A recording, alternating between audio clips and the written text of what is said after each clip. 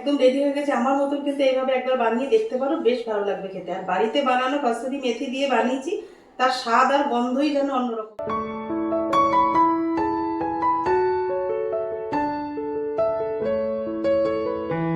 Hello everyone, good morning. তোমরা সবাই কেমন আছো? আশা করি খুব ভালো আছো, সুস্থ আছো। আমরাও ভালো আছি। দেবনাথ ফ্যামিলিতে তোমাদের আরেকবার স্বাগত। আজকে হচ্ছে শুক্রবার, আর ঘড়ি কাটাতে বাজে এখন ভোর 5:30। তো এখন থেকে ব্লগটা শুরু করলাম তোমাদের সাথে নিয়ে, সঙ্গে নিয়ে। আর ভোর 5:30 রান্নাঘরে এসেছি মানে ছেলের জন্য কিন্তু আজকে ব্রেকফাস্ট বানাতে হবে।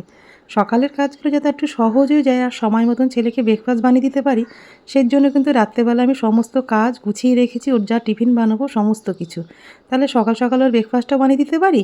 আর আমার সংসারের কাজগুলো ঠিক সময় মতন হয়ে যায়। সেই জন্য আগের দিন রাতে কিন্তু সমস্ত কিছু রেডি করে নিয়েছি।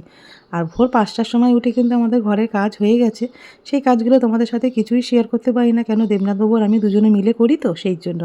দেবনাথবাবুর ভোরবেলা দোকানে যাওয়া একটু তাড়াহুড়া থাকে, আর আমারও ছেলের ব্রেকফাস্ট বানাতে গেলে তাড়াহুড়া লেগে যায়। ওই জন্য আজকে তোমাদের সাথে ভোরবেলা কোনো কাজই শেয়ার করতে পারলাম না। জায়গায় জায়গায় ক্যামেরা সেট করতে হয়, তো বুঝতে পারছো সময়টা অনেকটাই বেশি লাগে। সেই জন্য কাজগুলো সমস্ত হয়ে গেছে, রান্নাঘর পরিষ্কার আছে। আর সকাল রাত্রেবেলা যেগুলো আমি বললাম তোমাদেরকে, সমস্ত কিছু কিন্তু আমি রেডি করে গুছিয়ে নিয়েছি। ব্রকলি কেটে রেখেছি, বিনস, আলু, কুমড়ো, গাজর, কড়াইশুঁটি, ধনেপাতাও পর্যন্ত আমি কেটে ধুয়ে একদম রেডি করে নিয়েছি। তা দেখো, বানাবো হচ্ছে ছেলেকে আছে ডালিয়ার পোলাও বানিয়ে দেবো একটু সব রকম সবজি দিয়ে, তাহলে সবজিটা অনেকটা খাবে। খেতে চায় না জানো তো সবজি, অত বড় ছেলে না, খুব বিরক্ত করে। ওই জন্য ছেলেকে কিন্তু আমি এইভাবেই সবজিগুলো, যে কোনো ব্রেকফাস্ট বানাতে গেলে কিন্তু সবজিটা আমি একদম ভরে ভরে দিই আর কি বলতে পারো। তা কাঁচা লঙ্কা আর তোমার আদাটা একসাথে চপ করে রেখেছি, তাহলে অনেক দিন আমার অনেক কিছুতেই রান্নায় কাজে লেগে যাবে।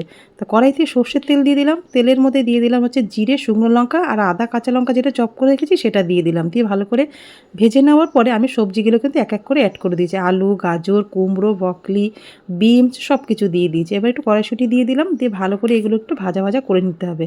তারপর দেখো স্বাদ মতন নুন, হলুদ আর একটু জিরের গুঁড়ো দিয়ে দেবো। দিয়ে ভালো করে মশলাটা ভাজা ভাজা হয়ে গেলে তারপরে যে ধুয়ে রেখেছি 1 বাটি ডালিয়া, সেটা কিন্তু আমি ওর মধ্যে দিয়ে দেবো। একদম পোলাওর মতন রান্না করব ডালিয়াটাকে। তো সকালবেলা না এগুলো একটু হেলদি খাবার আছে জানো তো, এগুলো দিলে না ব্রেকফাস্টে ওর পেটটাও ভরবে, আর অনেকটা সবজিও খাওয়া হবে, আর খাবারটা অনেকক্ষণ পেটেও থাকবে। তা দেখো দেবনাথবাবুকে একটু বাদাম দিয়ে দিলাম, ও একটু বেরিয়ে গেল। তারপরে ওই যে প্রত্যেক দিন দেবনাথবাবুর মায়ের মতন আমি এই কাজটা করি। দেবনাথবাবুর মা থাকলে হয়তো নিশ্চয়ই ওনার মা করতো।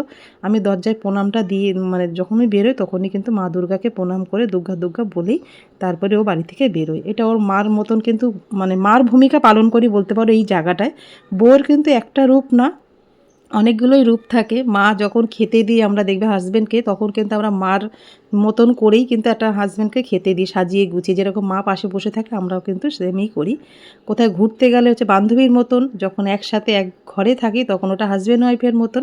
অনেক কিছু আর কি মেয়েদের ভূমিকা থাকে সংসার করতে গেলে হাজব্যান্ডের সাথে। তা দেখো পোলাওটা ডালিয়াটা দেওয়ার পরে মিষ্টিটাও স্বাদ মতন দিয়ে আমি 1 বাটি ডালিয়া নিয়েছি, আর 2 বাটি কিন্তু জল আমি পরিমাণ মতন মেপে ওর মধ্যে দিয়ে দিয়েছি। নামানোর আগে একটু ঘি, তারপরে তোমার ধনেপাতা আর মিষ্টি দিয়ে ওটা নামিয়ে নিয়েছি। আর কতটা ঝরঝরে হয়েছে তোমরা তো দেখেই বুঝতে।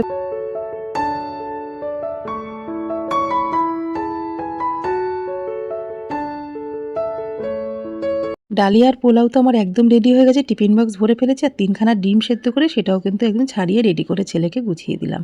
ছেলে বেরিয়ে গেলে এবার এক এক করে সমস্ত সংসারের কাজগুলো গুছিয়ে নেবো। তার আগে দেখো রান্নাঘরটা কিন্তু আমি পরিষ্কার করে নিয়েছি। যেই বাসনগুলো আমি এঁটো হয়েছিল সেগুলোও কিন্তু মেজে একদম পরিষ্কার করে নিয়েছি। কাজটার সাথে সাথে করে নিলে কি বলো তো, কাজটা পড়ে থাকে না। এদিকে ছেলেও রেডি হয়ে গেছে, ও বেরিয়ে যাবে। তো ওই যে মা হয়ে যেই কাজটা প্রত্যেক দিন করি, ছেলে চলে গেলে ছেলের মঙ্গল কামনা, ও যেন সুস্থভাবে যায়, সুস্থভাবে বাড়িতে আসে, সেই জন্য। তা সব ছেলে বেরিয়ে গেছে, স্যামেরও খাওয়া হয়ে গেছে।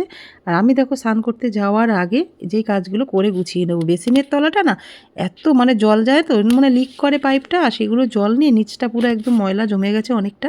সেইগুলো একদম ভালো ডিপ ক্লিন করে পরিষ্কার করে নিলাম, একদম বেসিনের তলাটা পুরো ভালো করে পরিষ্কার করে। আর এই পিঁড়িটা ধুয়ে নিয়ে, পিঁড়ির মধ্যে কিন্তু আমার শাশুড়ি মা থাকে, আমার শিলনোড়াটা থাকে আর কি। শিলনোড়াটাকে ভালো করে ধুয়ে পরিষ্কার করে ওর মধ্যে করেই কিন্তু গুছিয়ে রাখি। আর নোড়াটাকে একটুখানি প্লাস্টিক বা পেপার পেঁচিয়ে রাখলে না অনেক সময় ময়লাটা হয় না, আমি কিন্তু সেই জিনিসটাই করি। আর আলুর ঝুড়ির মধ্যে কিন্তু আলুগুলো নামিয়ে ভালো করে পরিষ্কার করে নিয়ে প্লাস্টিক পেতে বা পেপার পেতে কিন্তু আলুগুলো রাখবে, তাহলে দেখবে নিচটা ময়লা হবে না, আর জিনিসটাও কিন্তু ভালো থাকবে অনেক দিন যাবত।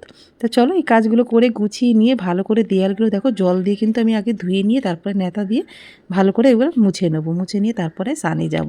তো এবার সব কিছু ভেতরটা পরিষ্কার হয়ে গেছে, জায়গার জিনিস জায়গায় রেখে দিলাম, দিয়ে এবার নিচটা ভালো করে নেতা দিয়ে বসে ভালো করে মুছে নিলেই ব্যাস একদম সুন্দরভাবে পরিষ্কার কিন্তু হয়ে যায়।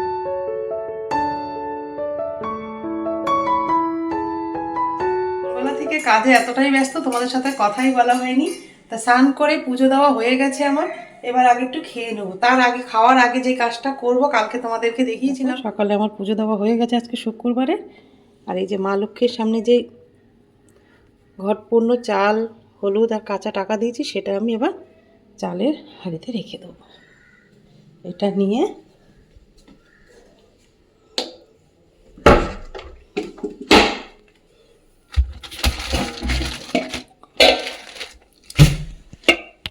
এই যে আমার চালের ড্রাম এখানে এবার চাল যেন একটাও নিচে না পড়ে, নিচে যেন না থাকে, মানে এর মধ্যে সবটাই কিন্তু তোমরা ড্রামের মধ্যে রেখে দেবে। কিছুই হচ্ছে মনের ভক্তি আর বিশ্বাস, এই দুটো জিনিস যদি তোমার থাকে তাহলে দেখবে সব কিছু থেকে ঠিকঠাক হচ্ছে। মা লক্ষ্মীর আশীর্বাদ, মা লক্ষ্মীর কৃপা অবশ্যই থাকবে যদি তুমি বিশ্বাস রাখতে পারো তার উপরে। তা দেখো এবার ব্রেকফাস্ট বানাবো। ব্রেকফাস্ট আজকে বানানো সকালবেলা হয়েই গেছে, ছেলে যা খেয়েছে অনেকটাই রয়ে গেছে, সেখান থেকে আমারও হয়ে যাবে, দেবনাথ বাবুরও হয়ে যাবে। তা চলো নিয়ে নিই। গরম খাবো একটু ডালিয়া। নিজের ব্রেকফাস্ট একদম নিয়ে নিয়েছি, ছেলের জন্য বানালে না নিজেরটাও হয়ে যায় জানো তো। চলো এবার এটা খেয়ে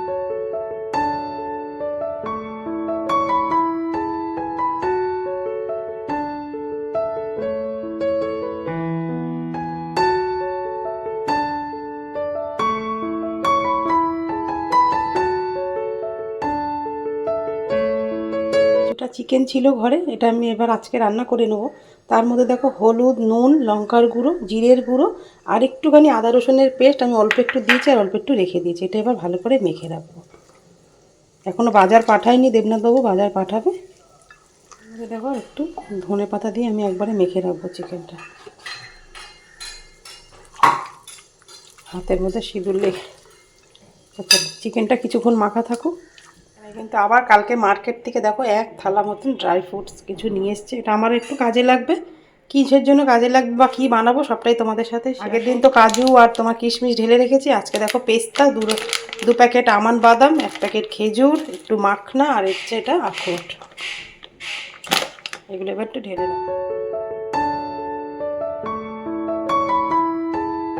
ছেলে জিমে যায় বলে প্রচুর ড্রাই ফ্রুট আমাদের ঘরে কিন্তু থাকে। যখনই দেবনাথবাবু মার্কেটে যায় এরকম করে অনেকটা করে এনে রাখে, তাহলে অনেক দিন। সুন্দর ইয়াং থাকতে হলে মাঝে মাঝে এগুলো একটু খেতে হবে। খাওয়ার ওপরেও অনেক সময় নির্ভর করে আমাদের ভালো থাকা, সুন্দর থাকা, তাই না? চলো এই ড্রাই ফ্রুটগুলো পরে ঢালবো, এখন রান্না বান্না করবো। কি চিকেন বানাবো সবটাই তোমাদের সাথে শেয়ার করবো। ভাত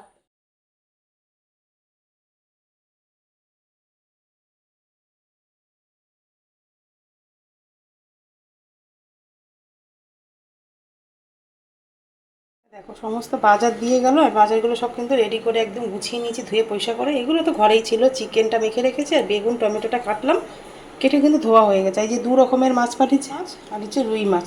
রুই মাছের একদম ছাল ঠাল কেটে একদম সমস্ত গুছিয়ে পাঠিয়ে রান্না করবো হচ্ছে সর্ষে চিকেন, আর পার্শে মাছ হচ্ছে বেগুন দিয়ে কালো জিরে দিয়ে একটু ঝোল করবো, ব্যাস এই রান্না করবো আজকে। চিকেন বানানোর জন্য দেখো লঙ্কা বেটেছিলাম, এই মিক্সার জারের মধ্যে কিছু লঙ্কাও রয়েছে, কাঁচা লঙ্কা, তার মধ্যে দিয়ে দিলাম হলুদ, সর্ষে, কিছুটা কাজু বাদাম আর দুখানা আমন্ড ছিল সেটা দিয়ে দিয়েছি। দিয়ে এবার এটা মিক্সার জারে, এর মধ্যে কিন্তু নুনও দিয়ে নিয়েছি, এটা একটু মিহি পেস্ট। কড়াইতে তেল দিয়েছিলাম সর্ষের তেল, ওই তেলের মধ্যে আমি কিন্তু বেরেস্তা ভেজে নিলাম একটু, এটা এবার নামিয়ে নেব। দুটো পেঁয়াজের বেরেস্তা করেছি। তেলের মধ্যে আমি চিকেনটা যে মেখে রেখেছিলাম সব কিছু মশলা দিয়ে, হলুদ, নুন, লঙ্কার গুঁড়ো, তারপরে তোমার ধনে পাতা, সর্ষের তেল, সমস্ত কিছু জিরের গুঁড়ো, এই মাংসগুলো এবার এক এক করে আমি এমনি তেলের মধ্যে ছেড়ে দেবো। সর্ষের চিকেন বানাবো, আমি একটু অন্যরকমভাবে বানাচ্ছি। এক এক করে মেখে রাখা সব চিকেনগুলো দিয়ে দেবো। চিকেনগুলো একটু ভালো করে ভেজে নেবো।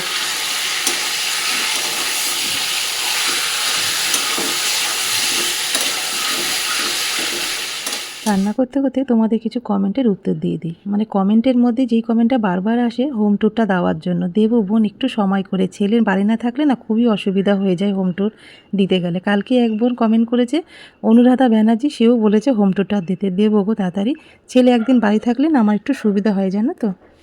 চিকেনটা কিন্তু মশলার সাথে ভালো মতন দেখো ভাজা ভাজা হয়ে গেছে, কষেও গেছে ভালো মতো। আমি যেটা মিক্সিতে মশলা বেটে রেখেছি, হলুদ, সর্ষে, কাজু বাদাম, একটু আমন্ড বাদাম আর কাঁচা লঙ্কা বাটাও অল্প করে রয়েছে, এটা এবার এর মধ্যে দিয়ে দেবো। মশলা ধোয়ার জল অল্প একটু দিয়ে দেবো।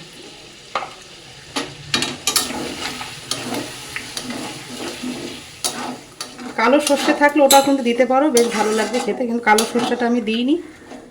পোস্ত, কালো সর্ষে সবটাই দেওয়া যেতে পারে, ভালো লাগবে, তাই জন্য দেখো আমি একটু কাঁচা লঙ্কা বাটাই দিয়ে দিলাম।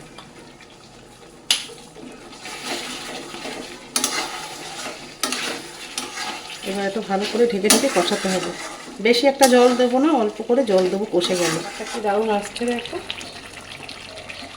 মশলা ধোয়াই জলটা দিয়েছি, আর কিন্তু কোনো রকম জল দেবো না, ঢেকে ঢেকে রান্নাটা পুরো করে নেবো। চিকেনটা একটু দেখে নেবো কীরকম হয়েছে, ঝোলটা অনেকটাই কিন্তু শুকিয়ে গেছে। এই সময় আমি 2-4টে জিনিস অ্যাড করব। বাড়িতে বানানো যে কাসুরি মেথিটা, সেটা আমি একটু হাতে ঘষে দিয়ে দেবো, এতে কিন্তু গন্ধটা কিন্তু খুব দারুণ আসবে। আর বেরেস্তা করে রেখেছি, এখন আমি অল্প ওপর থেকে দিয়ে দেবো। 3টে মতন কাঁচা লঙ্কা চেরা।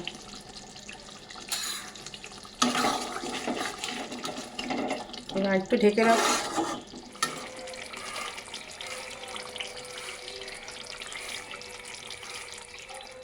দেখো সর্ষে চিকেন আমার একদম রেডি হয়ে গেছে, কালারটা কি দুর্দান্ত এসেছে।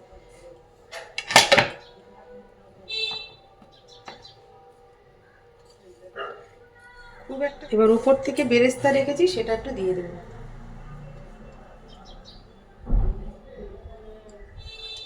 দেখতে কি ভালো লাগছে না। আমি কিন্তু আমার মতন করে বানানোর চেষ্টা করেছি সর্ষে চিকেন, একদম সিম্পলভাবে, বেশি কিছু মশলাও দিইনি। তোমরা চাইলে, মানে বললাম তো, পোস্ত, কালো সর্ষে অ্যাড করতে পারো, কিন্তু এইভাবে একবার রান্না করে দেখতে পারো, বেশ ভালো লাগবে খেতে।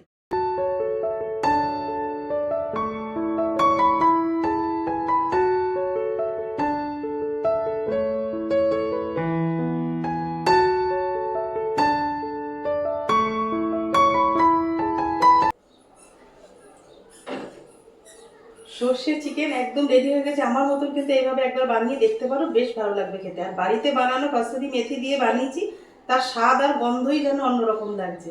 রেসিপিটা তোমাদের কেমন লাগলো কমেন্ট করে কিন্তু জানিও। শুক্রবারে দুপুরে মেনুগুলো তোমাদেরকে একবার বলে দিই। বেগুন দিয়ে বানিয়েছি পার্শে মাছের ঝোল, আর বানিয়েছি হচ্ছে সর্ষে চিকেন, এটা হচ্ছে আমার স্টাইলে বানিয়েছি। ছেলে আর আমি খেতে বসে পড়বো, তার আগে ছেলেকে সব কিছু গুছিয়ে দিয়ে তারপরে কিন্তু আমি খেতে বসে পড়বো। দেবনাথ বাবু আজকে মার্কেটে গেছে, ও মার্কেটে গেছে মানে 4টে-5টা তো বাজবেই বাজবে। তার ব্লগটা শেষ করার আগে তোমাদের কিছু কমেন্টের আরও উত্তর দিয়ে দিই। কালকে বৃহস্পতিবার একটা ব্লগ আপলোড করার পরে তোমরা অনেকেই ভালোবাসা দিয়েছো, ভালো মন্দ কমেন্টও এসছে। তা বেশিরভাগ কমেন্টই, মানে ভালোই কমেন্ট আসে, নেগেটিভ কমেন্ট খুব কমই আসে আমার ব্লগে। মানে এটা আমার মা লক্ষ্মীর আশীর্বাদ বলতে পারো। এটাই ধরে রাখার চেষ্টা করব, যেন আগামী দিনেও যেন ভালো কমেন্টই আসে। তা তোমরা না ব্লগটা দেখো না বোন, জানো তো, একটু ব্লগটা পুরোটা দেখো, অনুরোধ করব, পুরো ব্লগটা দেখো, শোনো, তাহলেই কিন্তু তোমরা সব প্রশ্নের উত্তর ওখানেই পেয়ে যাবে। তা আজকে ব্লগটা এই পর্যন্তই রাখলাম। যদি তোমাদের কিছু ভালো লেগে থাকে লাইক, কমেন্ট, শেয়ার করো। আমার চ্যানেল নতুন হলে অবশ্যই কিন্তু সাবস্ক্রাইব করো।